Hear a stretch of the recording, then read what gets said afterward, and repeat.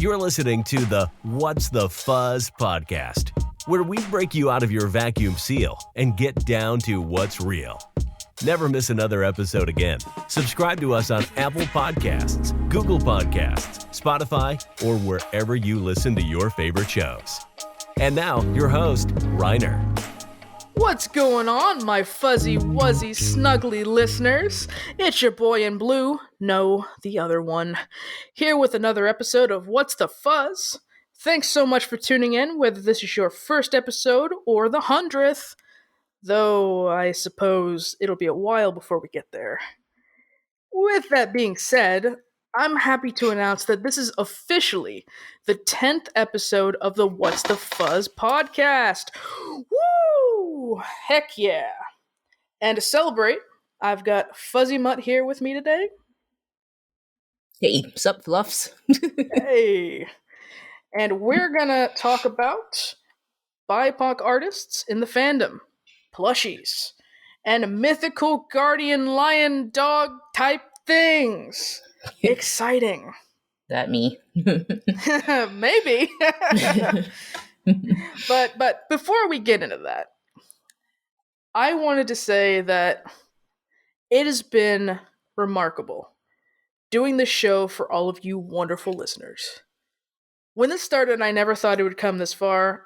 We are approaching 300 plus downloads since I've put the podcast on Transistor, and honestly, I've never been more motivated to put out content for you guys. Sean, my audio editor, Ren, my artist, and myself is all of Team Reiner right now. We appreciate each and every one of you for the kind words, donations, and hell, the silent listeners out there that never say a word but tune in every time. The folks that come on here and pour their hearts and souls out for us have the kind of courage I wished that I had. It's not as simple as putting BLM in your bio. Sharing your stories, your experiences, and calling out the injustices that you see all around you takes a fuckload of balls, I'll tell you what.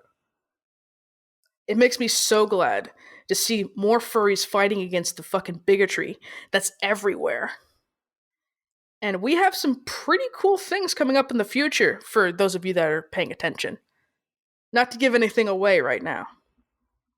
Hey, don't forget to uplift your BIPOC friends. Share their music, share their art. Encourage them to strive to achieve the greatness they may not feel that they deserve.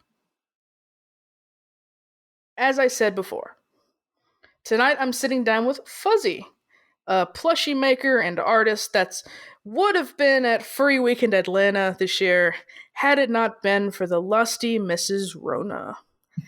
You can check out her website over at FuzziMutt.com and her Twitter at FuzziMutt. Personally, I really like the homemade, sewn by grandma look to her plushies. They retain a lot of love and warmth. So, before we get into the meat of the interview, I'd like to ask an icebreaker question. The question that I've got for you is, would you rather be subjected to drinking a tub of mustard or a tub of mayonnaise? Wow, that's a tub of anything might be a feat to mustard or mayonnaise, huh? Yeah, let's say it's the size of like a rather thick jar, like a peanut butter jar. Yeah. Both of those would be quite unpleasant, but I guess if I had to choose, it would be the mustard. At least there's some flavor there. Mayonnaise has plenty of flavor.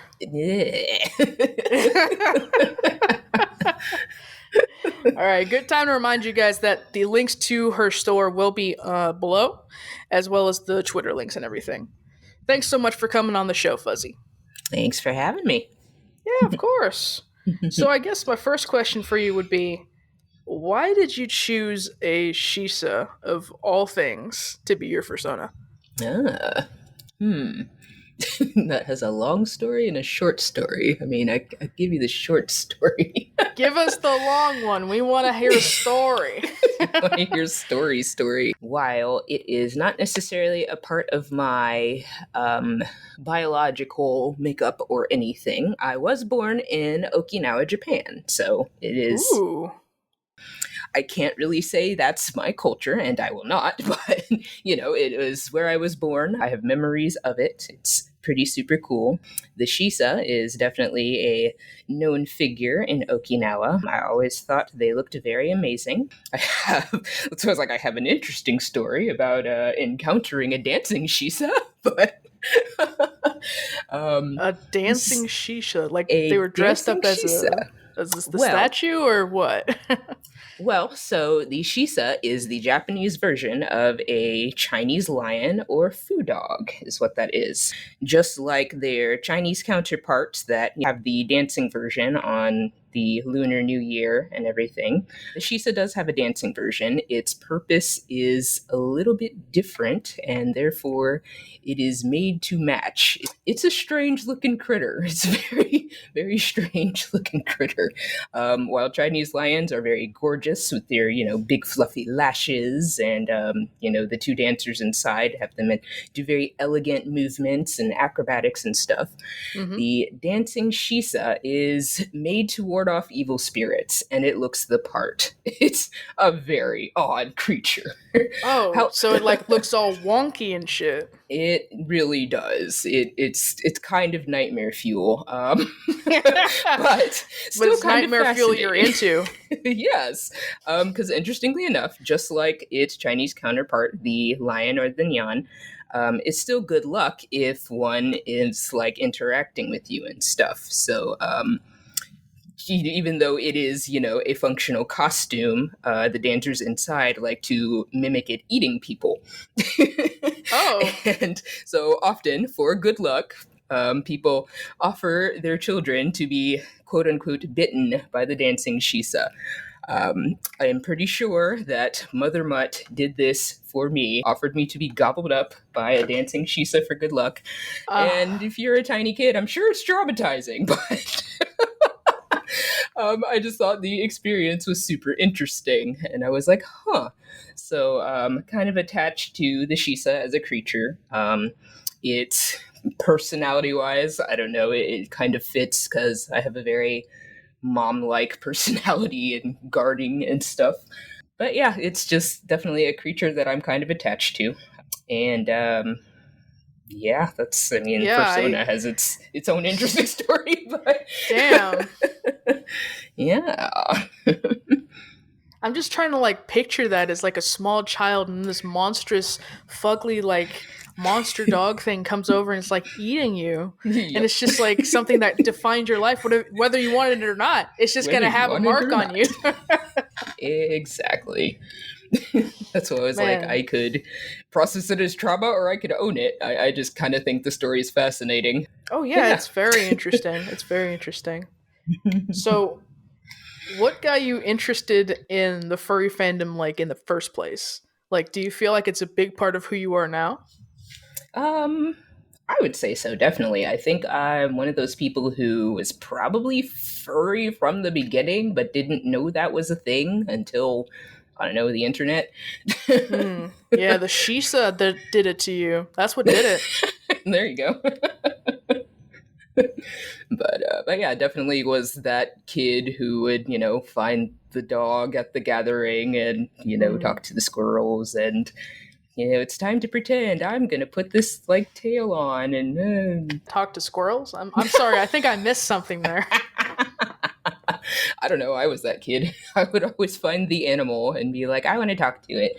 Yeah. Once the internet happened, I was like, wait, there are other people out there who do these silly things? Huh. Check that out. Damn. Over here, you merely adopted the furry lifestyle. I was born in it. Literally. Maybe, no. So, do you feel as though being a furry, in some way, makes people feel like they're removed from the real world enough to say, absolute crazy, wild shit? Like, for instance, furry claiming to be sweet, friendly, empath, ooh woo, that kind of thing. Can say some crazy racist shit like, why should I care if some random black guy gets killed? Ooh woo. Just stay in your house, ooh woo. Ooh.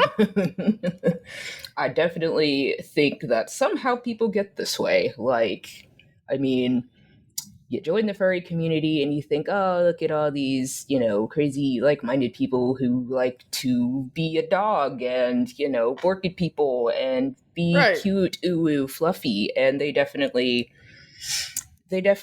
fall hard into the escapism part. It's one thing to be like, yay, these are my people, and, gather and, have the camaraderie and whatever, but you can't ignore, real life, I guess. That's why, like, I sound like one of those, like, cringy, like, I've been furry for life type of people, but no, you're still a human being, and, you gotta, like, be a human being. There's, many, many things going on, and while it's tempting to bury your head in a fursuit and just ooh, it's like, oh, come on. So, like, you're not exempt from being a human being with actual human issues still happening around you. It's like one of those things where it's like, it's just showing like the fucking ass of the fandom and how white it actually is for them to be able to just cast out all the protests and whatnot going around them and just say, Right. it's not my problem. Yeah. It's whatever, I'm just gonna sit on the couch, watch TV, and jack it off to fucking Crystal from Star Fox or something. It's not really my problem. That's a your people thing. Who really cares, right? Right. It's like, it Meanwhile, must black be people be nice to like, be able to, forget that you are a human being and just ooh around. Yeah, must be real nice. Like, not everyone has that incredible privilege. Come on now.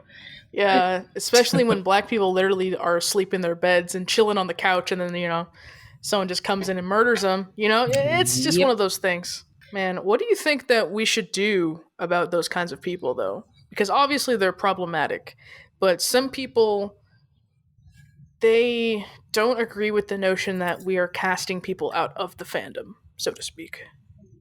Casting out how? Like, as in they're accusing us of casting people out, or just like in general the whole cancel culture and stuff? Like, they claim that it's cancel culture when people bring up allegations that a prominent artist or fursuiter has a history of being racist, pedophile, evil in some way, dog fucking, whatever. Hmm. So I would say something like, oh, you have this Nazi fursuit? You're not allowed in our fandom. Get the fuck out. That kind of thing. Right. I mean, rightly so. You definitely have to call out the problematic behavior, or it'll just continue, especially with the enabling of, like, yeah, I'll say it, those with like a whole bunch of clout. They think they can get away with anything or saying anything, and if they're popular, it's like, okay, how much are we willing to let slide, though?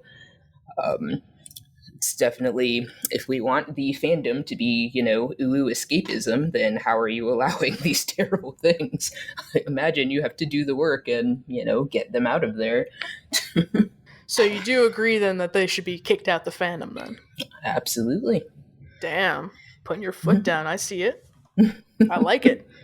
I mean, we have to define what we're not going to stand for, right? So, Yeah, exactly. How are we going to be the sweet, opening, caring fandom that everyone says that we are if we let someone that is, I don't know, calling every brownish fursuiter the N-word behind their back, right? It's ridiculous what people let others get away with. As far as sexuality is concerned, how would you describe your sexuality / gender identity? Once again, short answer, long answer. We can go for the long answer. Why not? We got time. Right. We're not going anywhere. All right.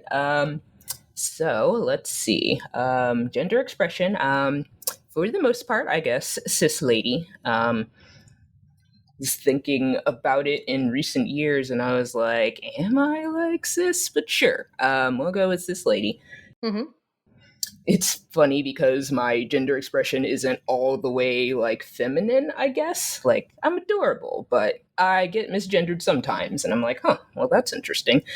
So lately I had to think about how I feel about it, and I'm like, it's whatever. I'll just be like, hey, I'm a lady.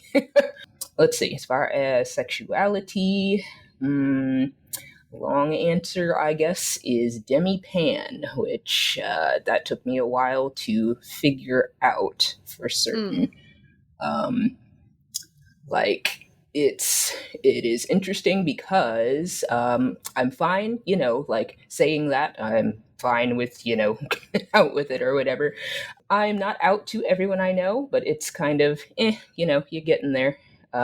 It's not like anyone they'd be problematic to tell is listening to this, so it's whatever. But yeah, I guess that's a long answer because it took me a while to figure that out. How would you describe demisexuality to someone that had no idea of what the fuck it was? Oh, I do this all the time, so... Damn, there's a lot out there then. Shit. Yep. Do this all the time because people are like, do what? In my case, which I recently learned that's under the ACE umbrella, not necessarily like ace, it's like gray ace, but it's definitely nothing there, nothing's doing it for you until, you really form a bond with somebody. The fun way I like to describe it is, it's not happening until, the spark is there, I guess. And then the other side of that is if you know somebody really well, oops, sometimes you might develop a crush. It happens, but, the bond has to be there, I guess. I won't say it's weird, just to people who have not heard of it, it's just like, is that a thing? Like, isn't that something that everyone does? Like, you're not attracted to them until and I was like, no, not necessarily. Some people, experience kind of attraction right away. Some people it takes a while. Some people it never does. That's what ACE is. That's the ACE umbrella. Yeah, so. I think the ace umbrella just confuses a lot of people because when you say asexual, they automatically think that you mean like no sex. Exactly. Period. Off the table. No. Right. When it's actually like an umbrella term for all these micro label type dealios, and it gets really complicated real fast. But one of the big ones is demisexuality. And it's important for people to recognize that and not assume that the other person is like being fake about it or trying to assign themselves some kind of identity so they don't have to date you or something, Right, exactly. I think I described to someone who, I'm not going to take credit for helping them discover it, that's really vain, but in talking about my demisexuality, I guess, they figured out that, maybe they are some kind of gray ace as well, because kind of like what you said, it's ace doesn't necessarily mean no sex, it's just you and sex, it's complicated. If it's any of that, then you're under the ace umbrella. So how exactly did you discover that then? Was it just like, I'm not feeling it? That's what I was like, it took maybe a couple of relationships to figure that out. And, I'm grateful for the people in my life that nothing went wrong there. It's just like, oh, okay, now I understand. Some people have a thing about, quote unquote, all of these labels. And it's like, it's not that you necessarily need or want to put yourself in a box or under a label. But once you figure out, once you learn about said label or what that is, it's definitely a relief to be like, oh, that explains a lot. So that's what I was like. I recently was like, oh, okay, I get it. Yeah, it quickly turns a 500-word essay into like one word. Exactly. That's what it is. And it fits better on shirts, There you go. Would you say that being a furry had any influence or made it easier for you to express yourself in that way? It is definitely easier with a Fursona. Is that what I'm trying to say? I definitely, what's always like the longer story with the Fursona thing. I am definitely super fascinated when like Fursonas and like representative characters and OCs are very tied into a person's identity and psychology. And I know my Fursona definitely is. So it is way easier to express a lot of, self-identifying and psychological things through this funny character that you are. It's definitely, especially as an artist, it's just way easier to be like, transpose, there you go. So being furry definitely helps. I mean, I did it before with like non-furry characters, but that's just maybe that's an artist in general thing, and maybe not exclusive to being furry. But definitely, if you do anything with representative OCs that you have created, it's a lot easier for self-exploration, self-expression, stuff like that. Yeah, it's kind of like an out-of-body experience without leaving your physical body. Because Right. you can have your Fursona doing this like weird JoJo pose, but like give it boobs or something. And it's something just clicks with you. You're just like, wait a minute, hang on. Maybe I want the titty. Something. There you go. All right, maybe not exactly in those kind of words. Sure, you want the titty? Alrighty. Yo, I think I want some titty. But it is a way for you to kind of step out of your own skin and look at yourself from an outside point of view, whereas you can only really do that in the mirror. And even then, if you are doing it in the mirror, you're fixating on something so incredibly small, like maybe like a pimple on your face or something, that everybody else is ignoring, but you see that. So it's nice to see a representation of yourself. No bullshit. I think I like this, or I think I don't like this, and be able to discern something from it. Something. Yeah, it does something for you. Exactly. So, is it odd to you that when an artist that primarily draws guys or gay guys, when they draw a girl, there's a torrent of hateful comments attacking the art? I always thought that shit was like fucking crazy. That is pretty crazy, because, I mean, in the end, it's the artist. They're going to draw whatever the hell they want. So, I mean, you can be mad about it, but did you make it? No, so... Yeah, exactly. And there's always like this standoff where the artist has to be like, "Hey guys, yeah, I'm a gay guy, but look at this puss and booby wooby I drew. Isn't that neat, huh?" And everybody in the comments is like, "You're a fake gay guy. It's so disgusting. What's wrong with you?" Does that actually happen? Do people assume that, like, gay guys can't draw? Yes. Okay. Like, it's happened a few times, actually. It's kind of crazy. And it's like they want to do an anatomy study or whatever. And yeah, the lady has no clothes on, so they just go ape shit. They go crazy balls to the wall. Interesting. I mean, I have definitely seen it happen in passing. I'm just like, how is that a thing? Looks like the artist is drawing for... Who is the artist drawing for? It's not for, you to, like, get off on, so... Like, why does this artist have to expressly only draw peepees? Why can't they draw some punani every now and then? Why not? Exactly. And on top of that, it's really awkward when you have those kinds of parts and then you see like 30 furries in a row just shitting on it. Like, damn. Absolutely. I mean, being a woman in the fandom, it's like, oh, is that how you feel?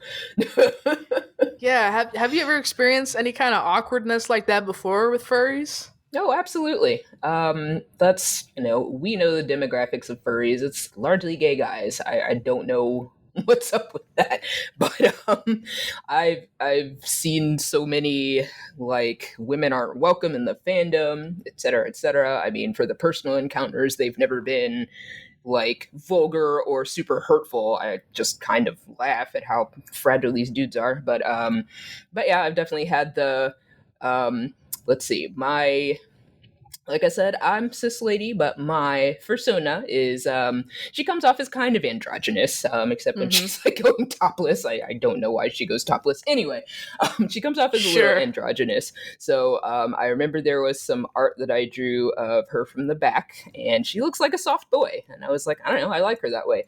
So I got love on the art, like, oh, your persona's so cute and whatever. And then like some dude, kind of local, I guess, was they did that thing where it's like, sure, I drew this and you like my art and you want to get to know me, but that doesn't make us friends. It was weird. Anyway, but he was trying to get to know me, just talking over Telegram and whatever, and just small talk at first, but I could tell it was kind of a let's elevate this, and I wasn't interested, of course, but I was going to see how long I could go without him knowing that I am an actual woman. Um, Oh. it was fun. I was, in truth, I was messing with him, but Damn. so What a mean mommy. I just kept giving answers that were completely, innocuous or hard to tell anything gender wise and stuff like that. It's like, hey, how are you today? With the small talk, especially. I would show more art and everything. And then like, finally, I think he was local because it had something to do with a get together or something we were gonna go to. This was a couple years ago, and he was finally like, so this is me, shows a picture. I hope I see you at the party. And I was like, oh, this is gonna be so much fun. So I take a selfie and I'm like, okay, and this is me. And the like weeks we were talking or whatever, he saw my selfie and he was like, oh, and he ghosted me. And I was like, yeah, that's what I thought. That's absolutely what I thought. Holy shit. That went from 0 to like 1,000. Just straight. Bye. And I was like, I Damn. wonder which part it was. The fact that I'm a woman? The fact that I am a black woman? Which part was it that did it for you? But, I don't know which one's worse, but damn, dude. Could have at least met you up for some like chips or something. That would have been cool. Right. To this day, I can't remember if I saw him at said get together. I probably did. I don't know, because there were fursuiters there. So I was like, "Wait, is he being sued?" I don't remember who this was. I didn't really care, but I guess that's the most. That sounds terrible saying it, but the most fun I've had with that instance. But I don't know. I've had a few where it wasn't clear who or what gender I was, but as soon as it's like, oh, I am a woman, it's like, oh, and then everything changes, and you're like, ah, okay, I see. By the way, really quickly, I've linked resources in the show notes, or in case you're on my website, runnerrights.com, it should be the first link you see on the episode display page. There's tons of info on BLM and other stuff to keep you updated. I've also reactivated the links to the Telegram chat and the Discord chat for BIPOC furries, so check those out if you're interested. Please subscribe to us on whatever podcast platform you're listening to us on. Please, please, please. Thank you. If you want to help out in other ways, you can follow me at ReinerAD, or my sound engineer at VioGoat, or our artist at Tyrannosaur. And to keep up with all things Reiner related, just head over to @ReinerWrites on Telegram to join my channel. Mind you, it is an NSFW channel, so please be 18 to join. Or older. Alright, that's all I wanted to say. On with the show. So, Fuzzy, what got you interested in art? Well, another one that, I think I was a kid holding a crayon. Always been doing art. Always been drawing, creating, painting, crafting. Like, yeah, as far back as I can remember. Yeah, art for life. Damn, you're a busybody. You're doing all that? Damn, I thought you just like drew things and like did plushies. That's crazy. I mean, I made a career out of it for a little bit, but that's career journey is long, long stories. So, but oh yeah, where does that start or end? I guess start or end. I mean, as an arty kid, I grew up, immersed in I guess media that would definitely support art and stuff. So early age, I was like, I want to be an animator because, Right. all the things that I watched, I was like, I want to do that. So I went to school for it, actually. Went to school for animation, graduated, actually worked in my field a little bit.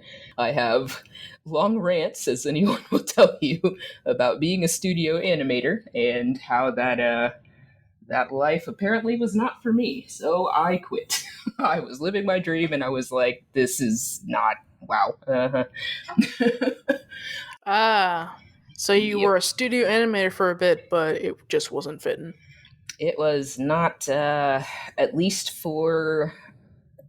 That's why I was like, I don't want to discourage anyone from the animation industry. Absolutely not. Just, it was not the life for me. Things they don't tell you in school is exactly how the studio animation life is. It's kind of a gig economy, especially in places where animators aren't unionized and stuff. That's why I was like, gosh, that's a long rant. So, concise version.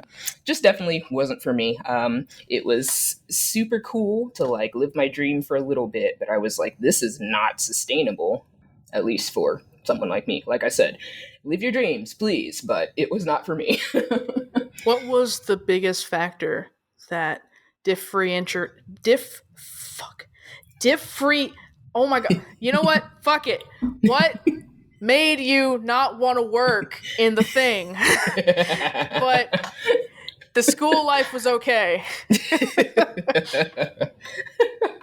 It was definitely a blast learning how animation works. I got, all the knowledge of how to be a good animator at art school. Don't do that either. Please don't go to art school. I'm trying Please don't go to art school, guys. Don't go to art school. You can get so much like great info and learning and just just outside of school. Yeah, don't need to go into debt for it. Like me. Anywho, art school was a challenge, but it was great. It was cool learning all the knowledge, but at least the school I went to did not prepare me for actual industry life. Like there is a huge disconnect between the two.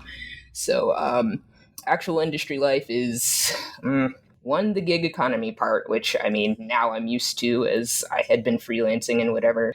It's a competitive market, and I don't think I had the heart to be competitive enough to stay employed.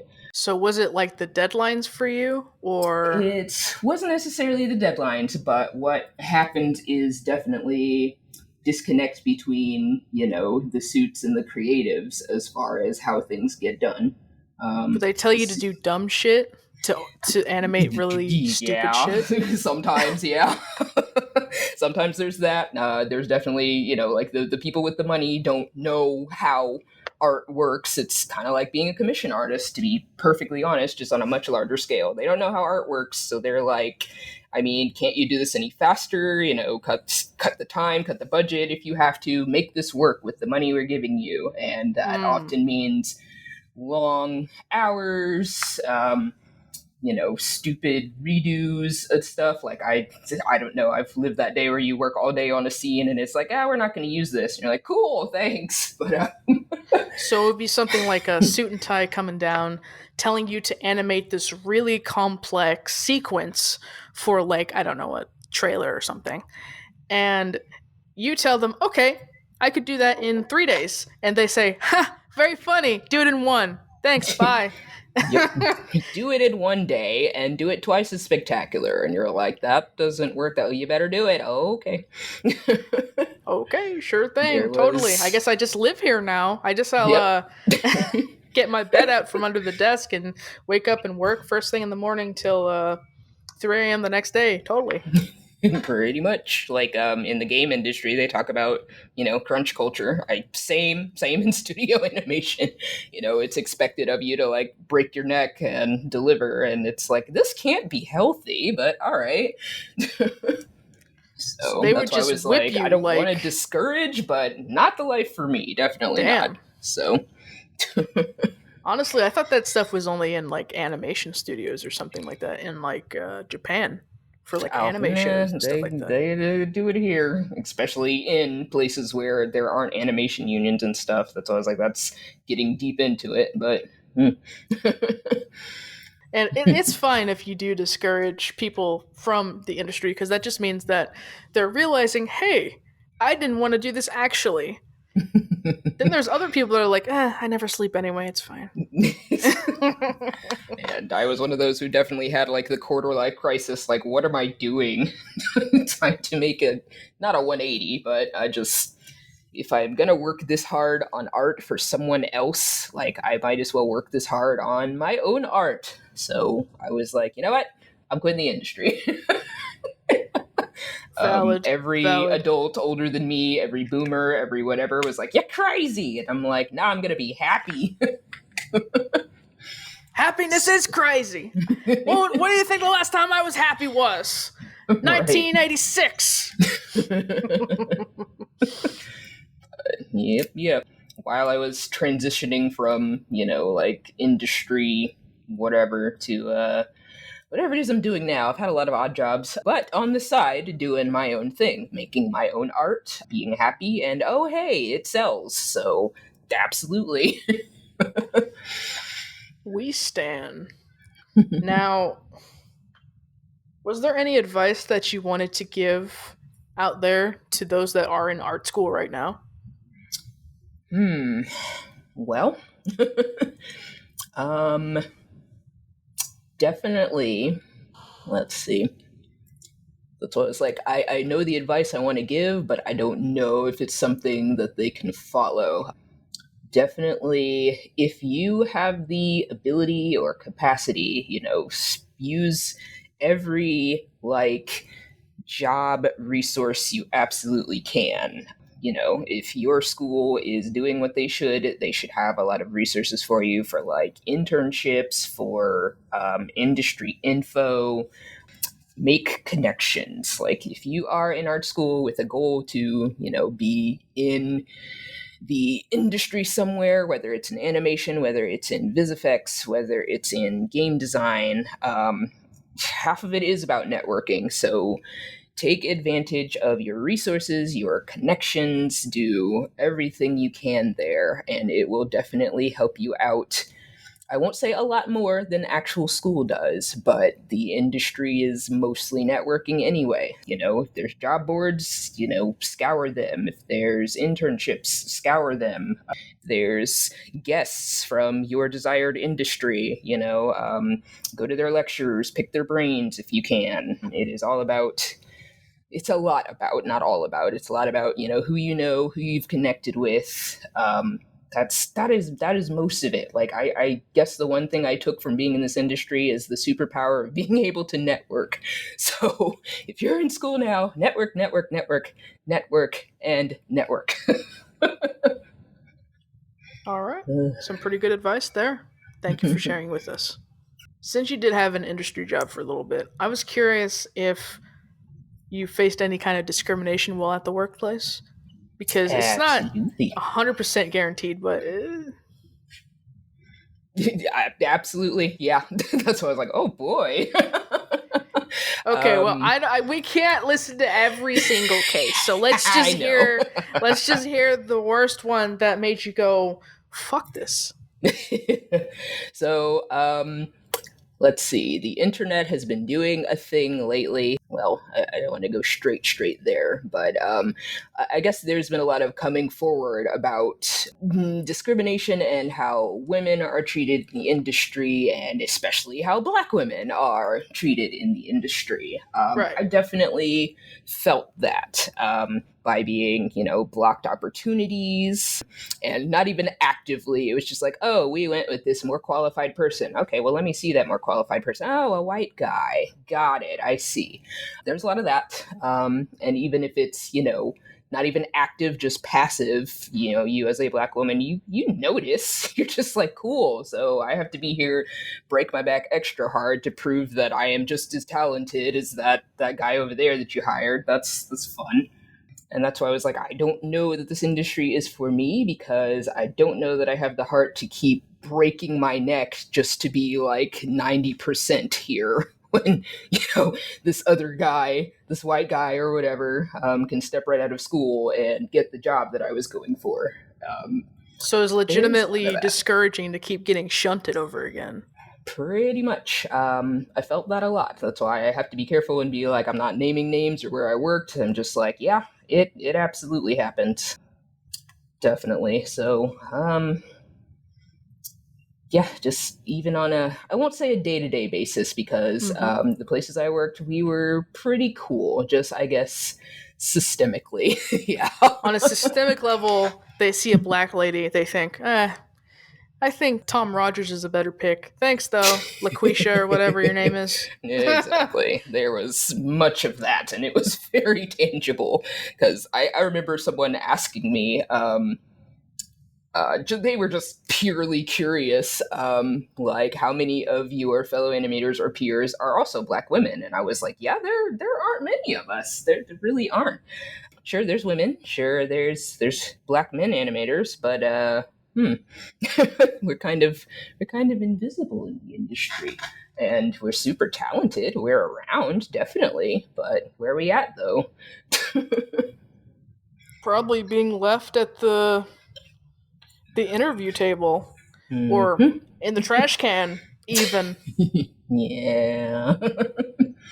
Yeah, there was a good bit of that. And, you speak on those things and everyone's like, oh no, you're just imagining it and this. And I'm like, hey. So, yeah, I know. It's really discouraging to keep hearing the excuses that people come up with to justify the systemic racism that precedes a lot of business type things and resident type things, and it's no way to really avoid it. We're just kind of thrust into it. So I mentioned plushies earlier. What would you say is your relationship with plushies? And give it a moment. It's not it's not what you think.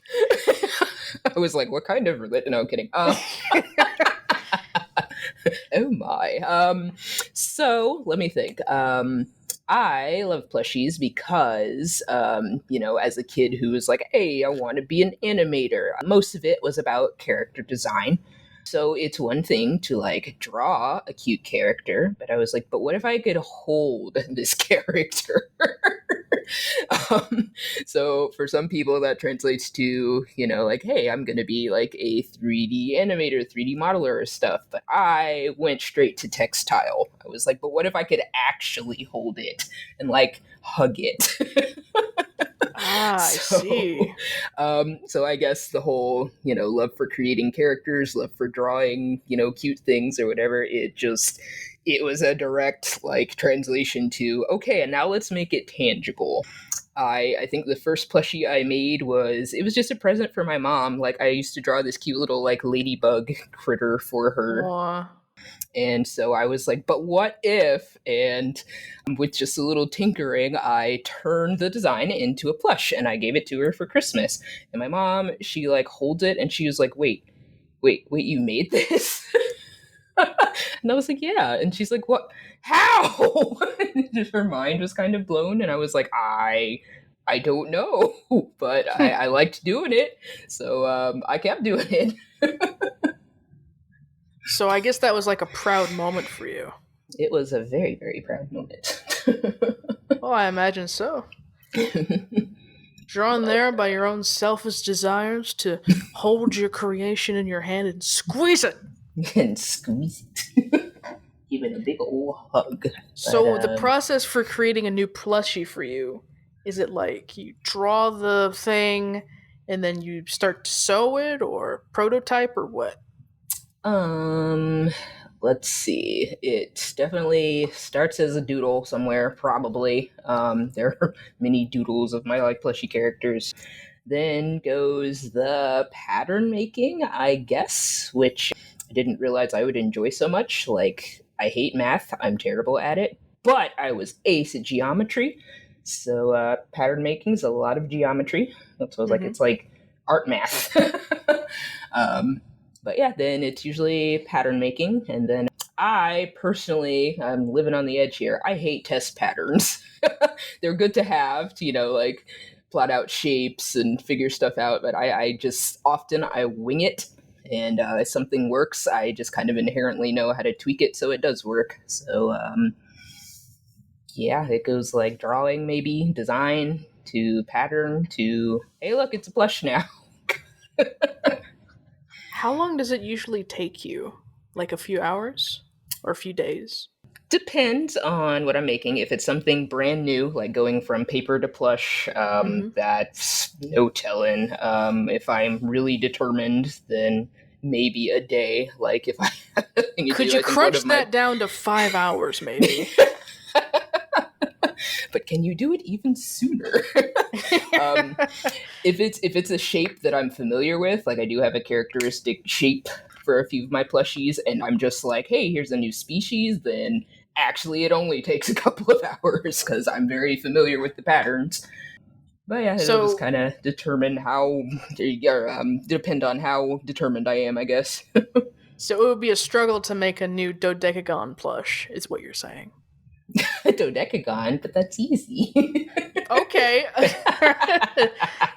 Never mind then. What are some things about being a self-made small creator that people should know before making that Etsy account or Redbubble? I would say if you're just starting out, hang on to your day job. Damn. Do this on the side at first, because if you're gonna go like full on, like I'm gonna make art to pay my bills, it don't start that way. It definitely doesn't start that way. It's like if you're going to be like full on, this is what I'm going to do, this is going to be a significant source of income, it might take you a little bit to build up, I guess, a following, a like actual place of revenue or income. Because I started FuzziMutt Creations. Oh wow, it has been 8 years. Goodness, and whoa, even 8 years later, it does okay. But I am aware that it can't pay my bills. So 8 years on the grind. So, but definitely, it's not as glamorous as it looks up front, definitely. If you've been at it for a while, you get into a groove, yeah, you probably, ramp it up pretty well. Starting out though, it's not easy. So what you're saying, it's a slow boil. It is a slow boil, definitely, yes. And maybe there are things along the way that make it go a little bit faster, but overall you're still going to be grinding away for years before you reach something substantial. Absolutely. That's kind of the rules of small business. Your first few years, not going to be, rolling in the dough profitable. Definitely think about why you're doing it, because I started because, oh, hey, I like making stuff, and oh, hey, people like to buy it, instead of, setting out to actually make money. Right. So that lowers the disappointment when your dreams start to fail around you. There you go. It's inevitable, really. I mean, come on. But like, what's the next big milestone for you? The next big milestone? Let me think. Currently I'm in a battle of time and commitment between my day job and my side business here. So next milestone would definitely be get back into a groove where I can step back a little from my day job and concentrate more on FuzziMutt stuff, because I was there for a little bit, for maybe a year or two, just mostly doing FuzziMutt stuff, but then I don't know, life happened, so that's why I was like, hang on to your day job, it can still help you out. So my next milestone is definitely getting to that point again, that I can step back from day job and concentrate more on fuzzy stuff. This year definitely took a hit. I'm sure everybody did, as we know, because no cons are happening. Yep. Just last-ish year, I was up to doing 4 cons a year. Definitely wanted to increase that. That's why I was like, I guess my next milestone is kind of on hold for a little bit until cons come back. Yeah, we're in some kind of like post-mortem, predisposed, like purgatory kind of thing going on right now. Yep. Like we have the virtual cons, but that doesn't mean like a random pink unicorn furry is gonna walk past your plushie stand or something, pick up a little red bear, and ask, "How much is this?" Exactly. And that's was like the kind of artist that I am. I do much better in person or at cons or something like that. That's always like the people who look for my work, find me online, which is amazing. Thank you all if you're listening. But I definitely do better with my beautiful table at a con and people are walking by and see the cute things. Definitely artists such as myself kind of take a hit when there are no cons. No, but seriously, guys, if you do want to support Fuzzy and her art, then you should head over to her website, FuzziMutt.com. That would be cool. Yay. So let's start on the Black Lives Matter-esque section then. Do you feel as though there's a disconnect between the furry fandom as a whole and then separately the BIPOC furries? It feels like the disconnect is definitely becoming bigger. It's not good. It just feels that way, especially lately. Well, I don't know that it's the disconnect that I'm getting at. It's definitely we as BIPOC furries, we're definitely in a time of turbulence and tragedy, and we're like, hey, we're screaming for our issues to be heard, and just listen to us. On one hand, I do like that most of the fandom is actually like, hey, listen to them, guys. Like, seriously, listen to them. I'm disappointed that there's still so much pushback. Like, I don't understand why, not uplifting BIPOC voices and, issues and concerns would be a bad thing. But that comes back into the whole, like, I'm in this fandom to escape. I don't want to think about real life. And you're like, huh. So it feels like the louder we cry and the louder, people try to uplift, the more resistance is met. And I was like, why is there resistance though? Yeah, I know. It's like a really basic thing. It's basic human rights, decency, respect, question mark, apostrophe, question mark, Yeah. Like, I don't know if they're just being contrarian or if they really are just like gross and racist or what. Furries do hate being told what to do, so that could play a factor in it. But if you're willing to look like a dickhead racist just to say fuck you authority, then maybe you need to reevaluate your values a little bit. Yeah, maybe don't do that when actual lives are being hurt and at stake. Like, lives matter more than your like abstract ideals, but okay. Exactly. So with the most recent atrocity, with the black man who was shot in the back like 7 or 8 times. I think his name was Jacob Blake. Is that his name? Yes. Okay.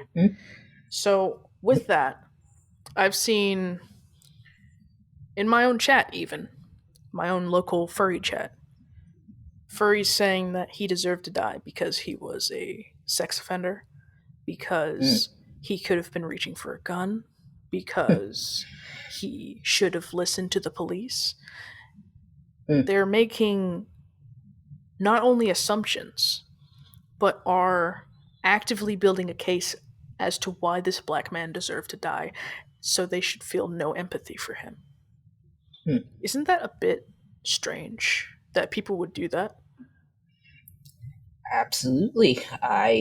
In that case, I'm just like, why don't you just admit that this is a racism thing? Like, you're looking for a reason that this, innocent black man got shot by the police. And it's like, instead of actually looking at, hey, maybe he got shot by the police and they are the bad guys. Hello? They'll do everything in their power to be like, no, the cops had a reason. And it's like, did they though? Or are you just right? Yeah, okay, you're being racist. I gotcha. It's not even full racism in some cases. I feel as though people's implicit biases come back to get them. Like, the person that got kicked out of my chat posted videos in which it was some meme account on YouTube, and they were making content, anti-BLM content, that was posing black people as being monsters, as being heartless, as being evil. And it was a us versus them mentality. And I think that kind of mentality is so damaging to people that are in the middle or want to be both sides but lean right. Even people that slightly lean left can see a clip and assume their own story based on what's been given. And it's just part of the bias that they're preying on. And to add to the mix, look at these monsters destroying this small business. Look at these evil people who don't actually care about lives. Look at what they're destroying. And it's easy. Our stupid human brains just eat that shit up. And we have to actively fight against that urge that makes us feel like they're monsters. You know what I mean? Like, right.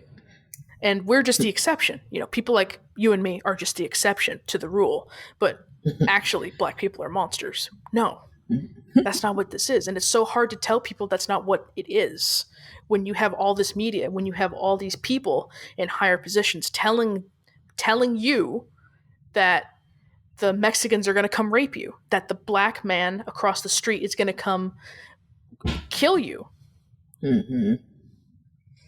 All of that plays into what happens to us in the furry community, where that ooh-woo, sweetheart, sugar pie says to keep politics out of the fandom, and that George Floyd was a porn star, so he deserved to die, or something like that.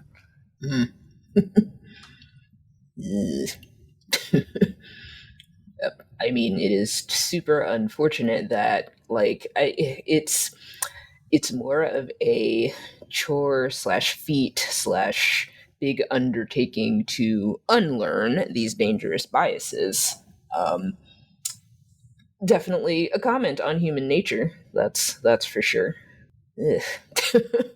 What do you think it'll take to help change people's minds? Honestly,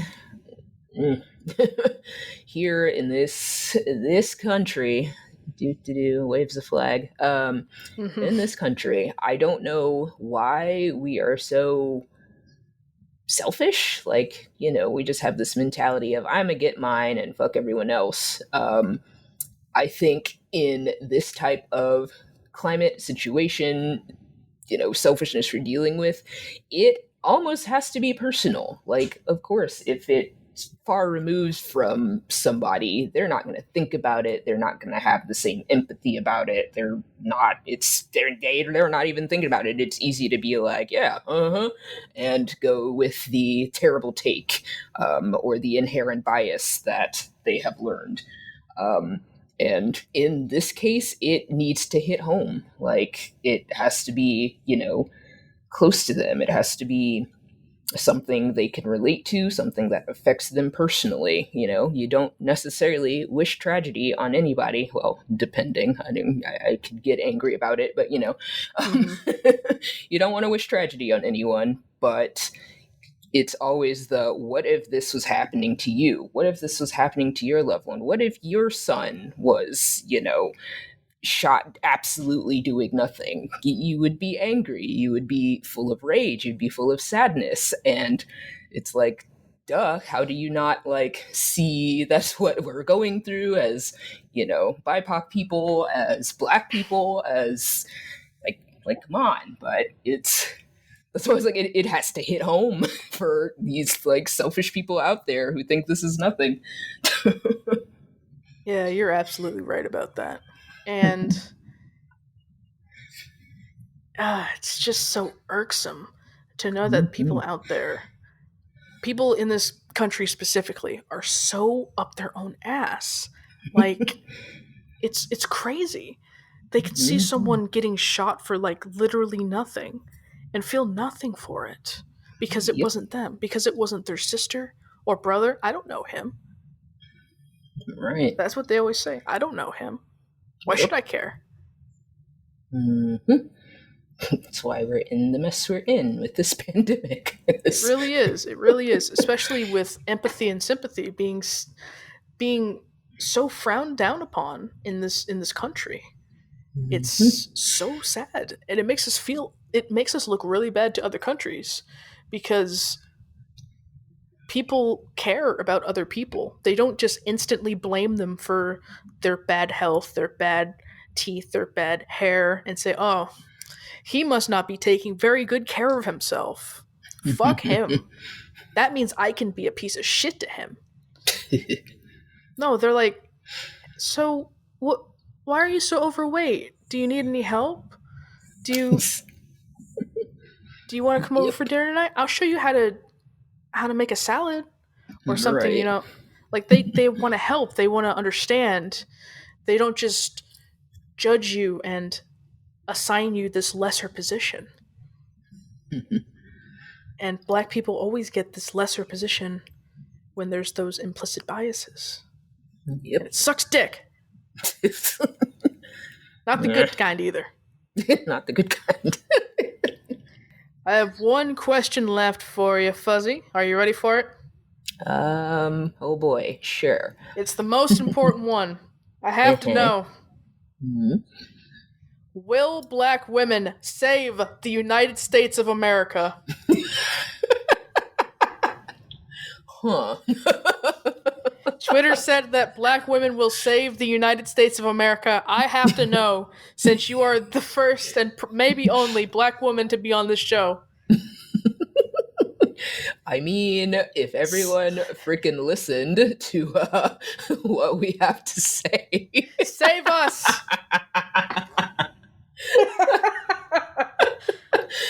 Oh my goodness. It's time to suit up, Fuzzy. Suit up. Fuzzy mom to the rescue. You're all grounded. You know, I guess your gosh. answer would be black women can save the United States if you listen to them. If you frickin' listen. Unfortunately, not the case for Breonna Taylor. Yeah. Her killers still have not been convicted. Just to let you guys know. Black lives matter, everybody. Don't you forget it. Our lives matter. My life matters. Fuzzy's life matters. My mom's life matters. And it goes on and on and on. Well, thank you so much for sitting down with me tonight, Fuzzy. It was a pleasure. Absolutely. This was a lot of fun. Hey, I'm glad you had fun. I can never tell how a guest will like being interrogated for like 2 hours. But I'm glad you got something out of it. I know I sure did. Well, I'm glad. So I was like, I hope I wasn't angry ranting about the animation industry too much. Oh, Lord knows I could go on for hours. I trust that you could. I trust you could. But thank you so much for enlightening us. I learned a lot today, mostly about how horrible the animation industry is. So I'm double never going to learn how to draw a circle. Thank you so much. Aw. If you'd like to support the show, just share this episode around and send us a coffee at coffee/Reiner. All the links can be found in my linktree/Reiner. Don't forget to subscribe to the podcast. Please subscribe to the podcast. Thank you so much. The air is yours. Tell the listeners something you love, Fuzzy. Something I love all of you. Remain fluffy. Could have said it better myself. Thanks so much for listening, everybody. I'll catch you next time. See ya!